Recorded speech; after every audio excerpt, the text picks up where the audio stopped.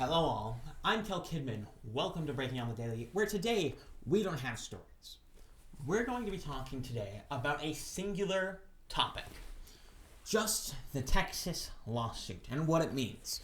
Now, I have seen many people all over the internet, all over Twitter, comment sections on articles, all these sorts of places where you would see many people speaking about this sort of topic, completely not understand what this lawsuit means and what its purpose is.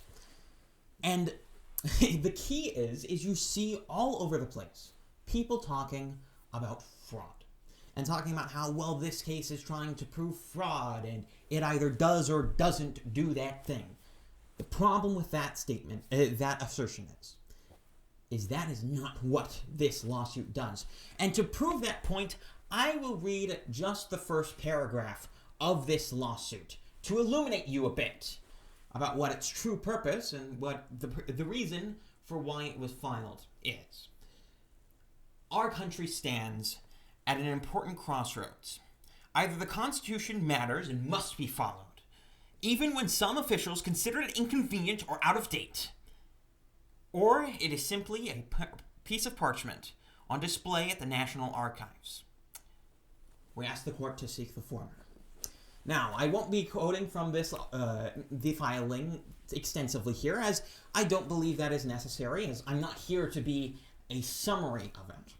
I would rather suggest that you go and watch Viva Fred's video on the subject, as it is very good. Rather, I intend to inform you upon the fundamental basis that this case is filed and how important it is for the coming culture war and, well, the current nature of our politics.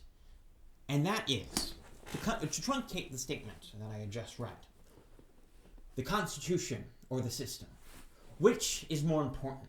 You see, this case filing makes a clear distinction between what is constitutionally required and what the constitutional strictures upon which our elections are defined are, and the systems upon which our governors, our states and local officials, and even federal officials have treated such things, and have created a system upon which they create all of these sorts of things.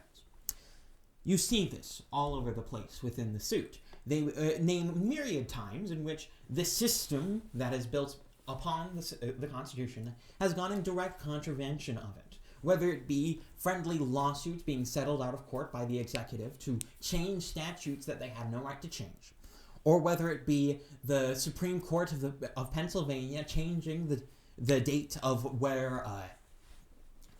when mail-in ballots could come in, or whether it be the absolute mind-wrenching idea that in Georgia, the governor has sole discretion, or not the governor, the Secretary of State has sole discretion over the electors, and that the legislator, the people who are explicitly within the Constitution designated as the choosers of the electors, cannot even convene to attempt to take back that power. That was a story that you're not going to hear about. You're not going to hear about all of the constitutional nonsense that was going on throughout this entire year and the year before with regard to things like changes to mail-in voting in Pennsylvania that were going in direct contravention of its own state constitution, and that should have been done through a constitutional amendment and was even started as a constitutional amendment before it was changed linguistically and turned into an act. There is nothing more infuriating than seeing all of these people who exist within this system, within this pomp and circumstance nonsense, completely ignore what is constitutionally required, and to see the response to this lawsuit be exactly what you would expect it, in that they are saying not that the arguments made within this lawsuit are wrong, but rather that the implications of such are too widespread and too drastic. That is their argument.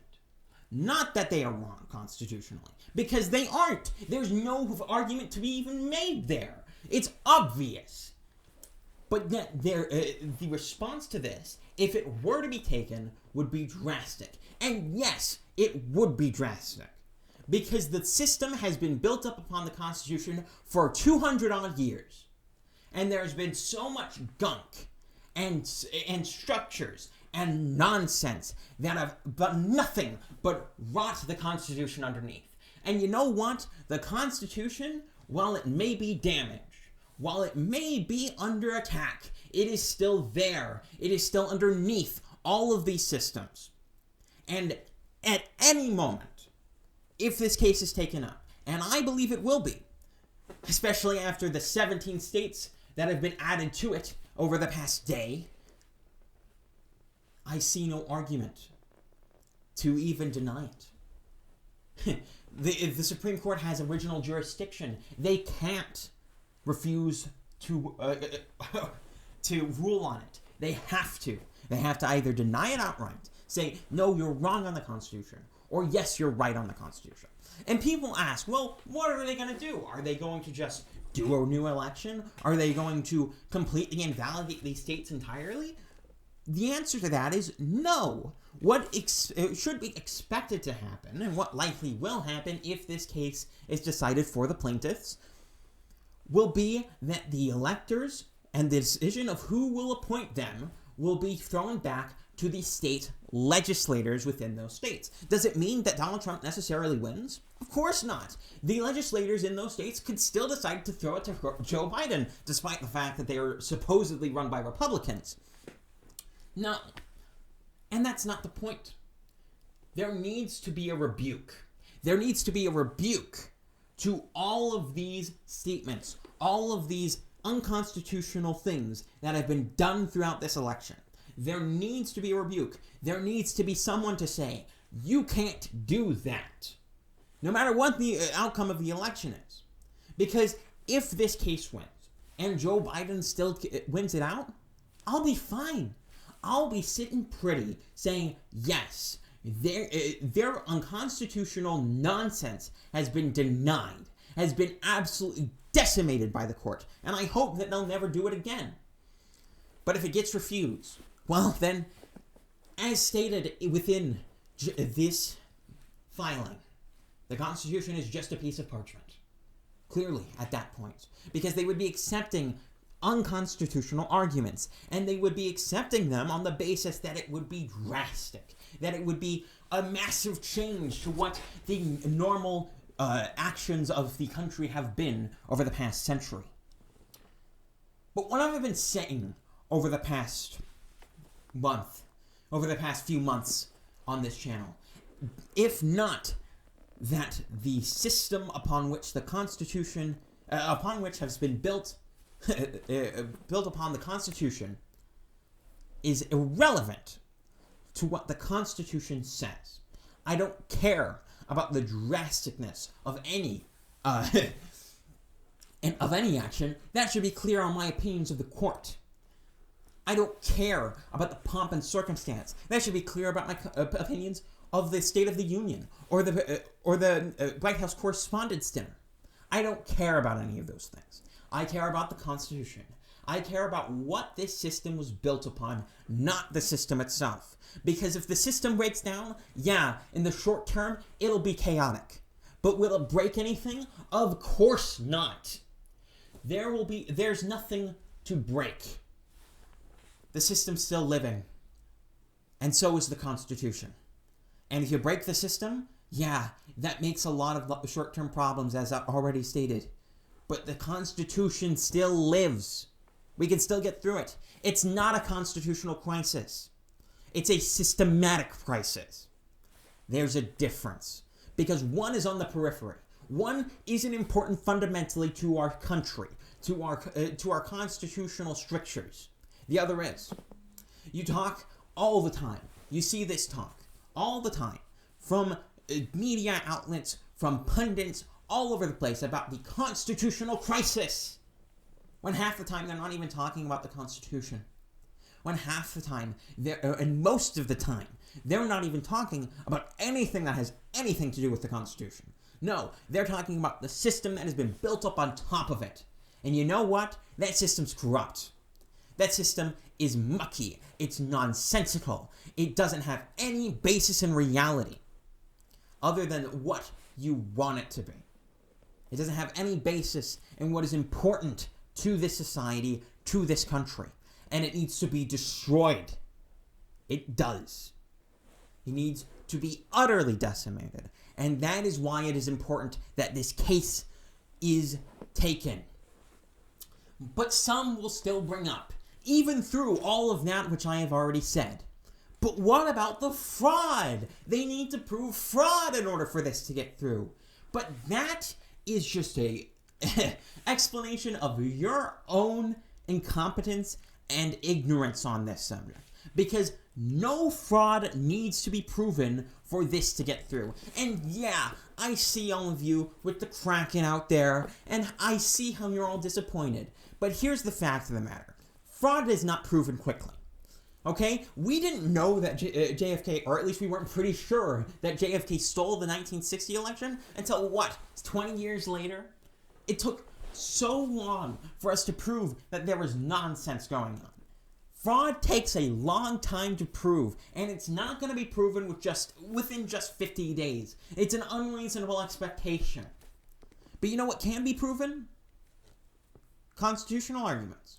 All of the fundamental arguments of Texas's lawsuit are based in public record. Act 77 happened.